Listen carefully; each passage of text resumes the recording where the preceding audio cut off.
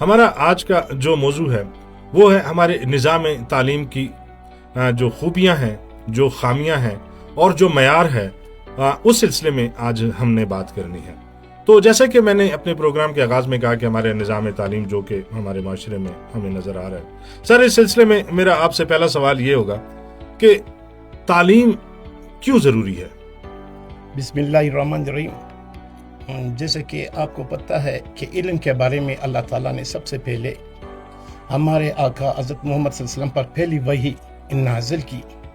جبرائیل امین ان کے پاس وحی لے کے لائے تو ان کے پہلے الفاظ سے اقرأ باسم ربک الذی خلق، یعنی یہاں پہ تعلیم کی ایک فضیلت ہے۔ آپ ذرا دیکھیں یہاں پہ کہ پیغمبر علیہ السلام پہ جو پہلی وحی آتی ہے تو فضیلت یعنی ہمت یہاں پہ واضح ہے۔ ابھی ذرا آپ دیکھیں قرآن کریم میں کئی بار متعدد مقامات پہ تعلیم حاصل کے بارے میں کہا گیا ہے۔ ایک اور جگہ پہ اللہ تعالیٰ کا ارشاد ربانی ہے، قل هل یستوی الذین یعلمون والذین لا یعلمون۔ وہ اپنے پیغمبر محمد صلی اللہ علیہ وسلم کو فرماتے ہیں، اللہ جل جلالہ، کیا وہ لوگ جنہوں نے علم حاصل کیا اور جنہوں نے علم حاصل نہیں کیا، کیا یہ برابر ہے؟ تو ہمارے مفسرین اس کے بارے میں لکھتے ہیں کہ جنہوں نے علم حاصل کیا ہے ان کے درجے ان سے بہت زیادہ افضل ہے بنسبت ان لوگوں کے جنہوں نے علم حاصل نہیں کیا ہے۔ تو اس حوالے سے پیغمبر علیہ السلام جب تعلیمات دیا کرتے تھے، جب وفود آپ سے ملتی تھی اور آپ خود جب چکر لگاتے تھے، گھومتے تھے، پھرتے تھے، تو آپ تعلیم کا درس دے دیتے۔ تو آپ تعلیم کے بارے میں تاکہ آپ کی مختلف احادیث وارد ہوئی ہیں تو آپ نے کہا ہے کہ آپ علم حاصل کریں والدہ کی گود سے لے کر قبر کی لحد تک، یعنی اس وقت تک آپ سیکھتے رہیں۔ اور علم ایک سمندر ہے، یقین مانے جتنا بھی آپ علم سیکھیں گے اتنی بھی آپ کے لیے راستے ہموار ہوں گی۔ علم آپ کی ذہنی عکاسی کرتی ہے، علم آپ کی آبیاری کرتی ہے۔ جنہوں نے علم حاصل کیا ذرا دیکھیں وہ قومیں اپنی بقا کے لیے لڑ رہی ہیں۔ ذرا آپ خود اندازہ لگائے، ہمارے پاکستان کے علاقے اسپیشلی بلوچستان کے جو شہری علاقے ہیں بنسبت دیہاتی علاقوں کے یہ بڑے آگے ہیں تعلیم کے حوالے سے، چونکہ یہاں پر بڑے اچھے تعلیمی ادارے ہیں اور دیہات میں یہ ادارے نہیں ہیں۔ تو اسی لیے ہم کہتے ہیں کہ کیا کہتے ہیں، اس کی مساوات برابر یہ نہیں ہے، یعنی یکسانیت نہیں ہے، چونکہ یہاں پہ جو ہمیں تعلیم کے مواقع ملتے ہیں شہر میں، پرائیویٹ اسکول کی شکل میں، سرکاری اسکول کی شکل میں، ابھی کوئٹہ میں ٹیکنیکل اسکول ہے، کوئٹہ میں اچھے پرائیویٹ ادارے ہیں۔ دوسری اطراف پہ آپ اگر دیکھیں مضافات میں، دور دراز علاقوں میں جائے، دوسرے ڈسٹرکٹ میں جائے، تو میرے خیال میں اس جیسے مواقع نہیں ہوئے۔ سر کتنے ٹیکنیکل ادارے ہیں اس ٹائم کوئٹہ میں؟ اس وقت ٹیکنیکل ادارے اسکول لیول پہ تو ہمارا ایک ٹیکنیکل اسکول ہے، اسکول لیول پہ۔ اگر آپ ہائی لیول پہ جائے تو ہمارے پولی ٹیکنیکل کالجز، یہ بلوچستان میں ابھی 3 پہ کام ہو رہی ہے، میرے خیال میں ان کے بلڈنگ بن چکے ہیں۔ اور اس کے علاوہ ویسے ہمارے یہ خوزدار انجینئرنگ کالجز جس کو کہتے ہیں، وہاں پہ ٹیکنیکل ایجوکیشن کے حوالے سے ڈگریاں دی جا رہی ہیں، سبق دیا جا رہا ہے ٹیکنیکل فنی تعلیم کے حوالے سے۔ جی آج کل کہا جاتا ہے کہ ایک عام نصابی تعلیم جو ہے اس کے ساتھ ساتھ ایک اسٹوڈنٹ کو اسکلفل بھی ہونا چاہیے اور ہنر کی طرف بھی توجہ دینی چاہیے۔ اس سلسلے میں government technical model high school جو اس وقت ہنر سکھا رہے، کون سے ہنر سکھائے جاتے ہیں وہاں پہ؟ جی میں اپنی بات کمپلیٹ کر رہا تھا، میں نے کہا آپ نے مجھ سے پہلے سوال کیا کہ کتنے ادارے ہیں۔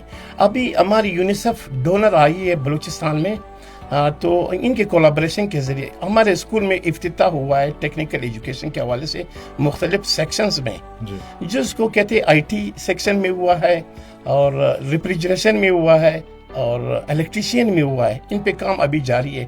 اس کے علاوہ مختلف ڈسٹرکٹ میں یہ یونیسیف کی ٹیم اور ہماری ایجوکیشن کی ٹیم تقریباً ہر ضلع میں یہ ٹیکنیکل ادارے کھول رہے ہیں اور تقریباً بہت سے ڈسٹرکٹ میں کام مکمل بھی ہو چکا ہے۔ اس وقت ہمارے اسکول میں اسپیشلی جو کام جاری ہے، میں نے کہا کہ اس میں ایک الیکٹریشین ہے، دوسری ہے ریفریجریشن ہے اور تیسری آئی ٹی کی ابھی افتتاح ہونے والی ہے، کام مکمل ہو چکا ہے۔ تو ہم اسکول میں تعلیم کے ساتھ ساتھ ٹیکنیکل ایجوکیشن بھی دیتے ہیں، چونکہ ایک ظاہر سی بات ہے کہ ایک گاڑی کے 2 پہیے ہوتے ہیں، ایک پہیہ ان کا ایجوکیشن ہے، تعلیم ہے، دوسرا اس کا پہیہ جو ہے وہ ہنر ہے۔ ایک بچہ اگر اسکلفل ہو، ہنرمند ہو اور اس کے پاس ایجوکیشن بھی ہو تو میرے خیال میں منزل مقصود تک پہنچنا ان کے لیے بے حد آسان ہوتی ہے۔ آپ خود اندازہ لگائیں کہ کسی کے پاس ایک ہنر ہے اور تعلیم ہے تو وہ فائنینشلی طور پہ اسٹیبل بھی ہو جائے گا، اس کی معاشی لیول جو گرتی ہوئی ساکھ تھی وہ بچ جائے گی۔ وہ بچہ جو علم के साथ साथ हुनर हासिल करेगा। अभी मैं अपने स्कूल में देखता हूँ, मैं बच्चों को यूं ही देखता हूँ, क्या कहते हैं, वर्कशॉप में हमारे बच्चे जो बिजी होते, मैं उनसे कभी कभार सवाल करता हूँ तो इलेक्ट्रिसिटी यानी बिजली के हवाले से बच्चे इस वक्त कॉम्पिटेंट हो रहे हैं, यानी कम अज कम वो अपने घर का काम बहुत तसल्ली से कर जाएंगे।